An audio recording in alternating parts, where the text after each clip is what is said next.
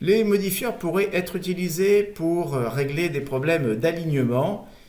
Donc nous allons évoquer ça en rapport avec des scopes particuliers que sont les box scopes, les row scopes et les column scopes. Les différences d'alignement possibles, quels sont-ils ensuite en fonction des scopes sur lesquels vous travaillez.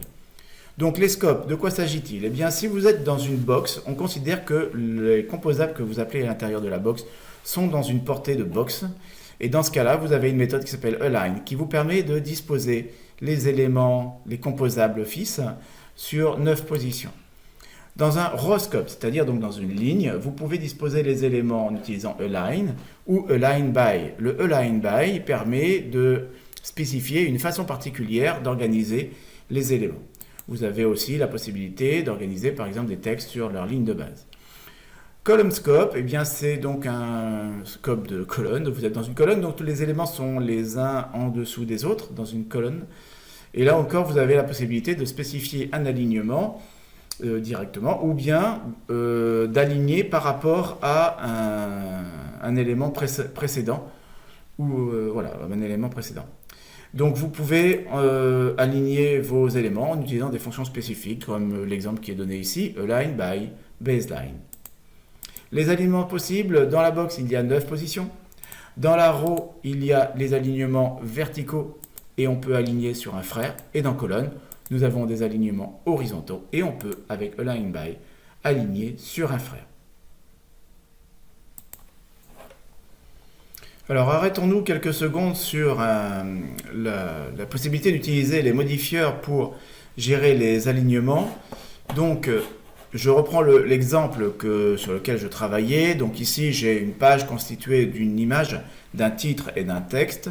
Le texte actuellement il est à l'intérieur d'un box scope et donc comme on le sait je peux aligner soit en utilisant donc des indications verticales, soit horizontales. En l'occurrence ici, le titre est dans le top center.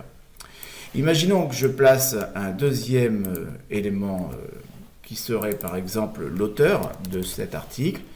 Eh bien cet auteur, alors je vais le mettre peut-être en 12 dp, en 12 sp, pardon, et puis je vais l'utiliser, et je vais utiliser ici top end pour le placer à la fin, derrière mon titre. Et donc, dans la box qui contient le titre, je me retrouve avec deux champs texte qui sont, comme on le voit, donc disposés de façon à utiliser 9 cases possibles en fait dans une box.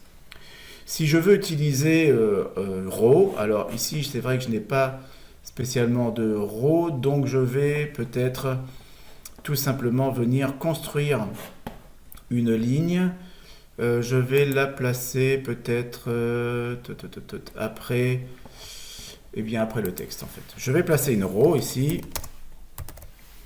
une ligne donc. Alors cette ligne ne va pas spécialement être scrollable, elle va contenir deux champs texte ou 3 champs texte que je vais donc voilà, copier-coller directement, ne pas nous embêter. Donc en réalité, ici je vais indiquer l'auteur, ici je vais indiquer donc le user en l'occurrence. Il faudra que je passe le user en paramètre et puis ici je passerai la date. Donc l'auteur ne serait plus un champ texte placé au niveau du titre, c'est vrai que c'est un petit peu présent. Bon, build and refresh, je vais placer donc maintenant mon auteur, mon user et ma date tout en bas, après la description globale de l'article. Et bien, dans une row ici, ce que je peux faire, c'est venir utiliser le modifieur pour aligner les éléments. Donc par exemple ici, je peux vouloir align by baseline. Alors l'alignement par la ligne de base sur des textes, ça peut être important. En l'occurrence, les textes vont suivre un padding, ça c'est le padding, pardon. Donc je vais venir modifier la taille du texte. Par exemple, le user ici, je vais le mettre en gros, font size égale 20.sp, scalable density independent pixel. Donc ici, l'alignement par la ligne de base pour un texte est très significatif. Sinon, en fait, c'est le bloc qui contient le texte qui va être se retrouver aligné. Donc voilà un alignement sur le user par la ligne de base. Pardon, on l'a fait sur l'auteur ici. Donc je vais reprendre cet alignement et le replacer sur chacun de mes modifieurs. Donc je redispose un petit peu mon texte. Je redispose un petit peu mon texte de cette façon-là. Et je fais un alignement par la ligne de base, donc pour aligner les différents textes. La ligne de base, c'est en fait la ligne qui est représentée par là où s'appuient en fait les différents caractères. Sinon, en fait, un caractère, en réalité, on le voit très bien ici, une chaîne de caractères est contenue à l'intérieur d'un rectangle. Et si ce sont ces rectangles qui sont alignés, étant donné que j'ai des différences de taille, de police de caractères, eh bien je vais avoir un texte qui ne va pas être sur la même ligne en réalité.